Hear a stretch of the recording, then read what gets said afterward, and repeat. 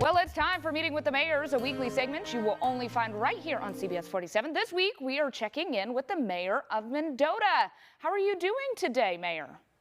I'm doing really good. Thank you for having me. You know, just in these past couple of days, we did hear some more news about Measure C. Now, there's been some controversy about people and talking about the funding, whether it's for roads inside of cities or more of the regional projects. So I know there was a large push to spend more funding on those local projects instead of the regional. But then we also just saw with the Council of Governments for Fresno County that they rejected the new proposal. So what does this mean going forward? Yeah, so the Fresno Council of Governments abandoned the process of the renewal of the current Measure C that has been in place since 1986. And this is because the Board of Supervisors failed to place it in their agenda. As part of the process, in order to be in the November ballot, the Board of Supervisors need to have it in their agenda and approve it. They did not want to do that because they want to fulfill their own priorities as far as where the expenditures go.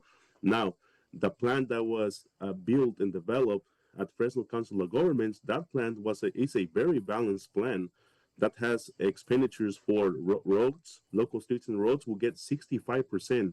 And that's something that we need in communities like the city of Mendota, the city of San Joaquin, where we have the worst roads, and nobody did anything. Now, for the past 20 years, the pie was divided between uh, roads, 30%, and there was another percentage go for regional infrastructure, and then you have transportation, and that's where the city of Fresno pays its local transportation, the bus system.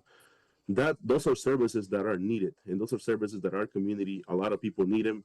We have our rural transit agency as well that has services to our rural communities, and we need to continue those.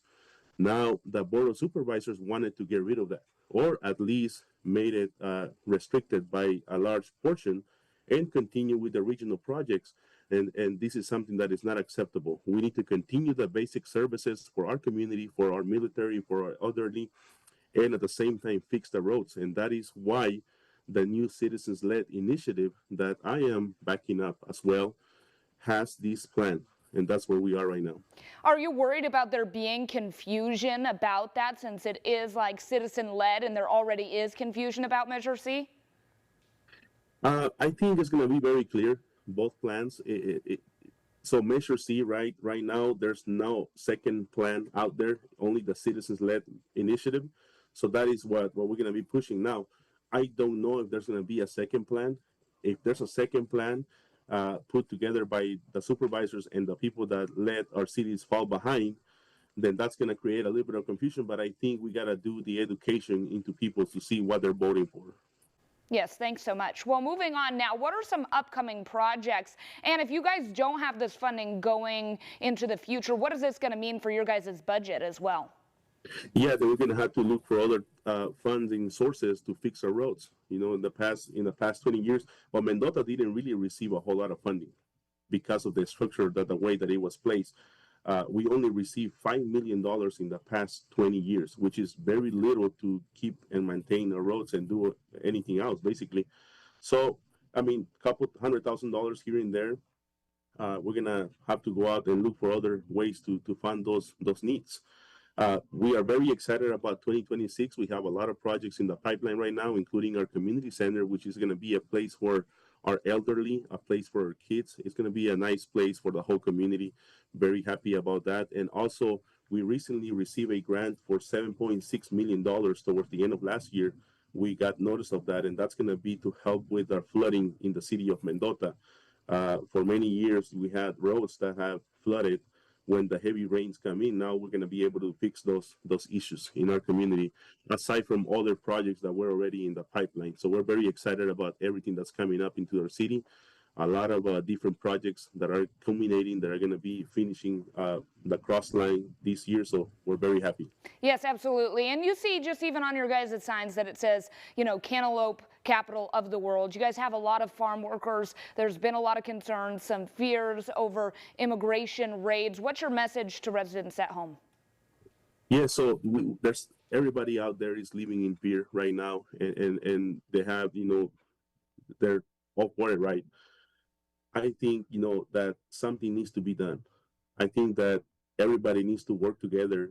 And I'm talking about elected officials and in different positions, and let them know, let the federal government know that these people are hardworking people. They're out there working every day, in and out, picking up the cantaloupes, harvesting tomatoes, harvesting just about anything.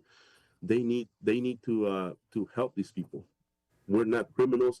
We're hardworking people, and my message to them is to be out there and and be safe. Be safe. Yes, and we talked about in the past about Mendota feeling like it's been left behind. At the end of last year, we saw that the DMV was closing. Now, I know it was only open for a couple days a week, but you said that you found out about it pretty late. What is the impact that you're seeing, and what's been the message from residents since that did close last year? Yes, that made a big impact in the city of Mendota. Having not having those services anymore. Now people have to travel to the city of Colinga and travel to other cities. As it is, it was difficult because we don't have the transportation in our communities, and our people are constantly working out there in the field. So uh, we didn't get any notice. Up to right now, I still haven't got an explanation of why did that happen. All I know is that the services were taken away from our community. Our people needs them, and if there's any way that we can make something work for our people to bring them back, I'll be happy to work with them. All right. Thank you so much, Mayor, for joining me. Do appreciate it. Thank you very much. Appreciate you. And for you at home, if you want to find out more information, you could head over to our website, yourcentralvalley.com/meetingmayors. We'll be right back after this.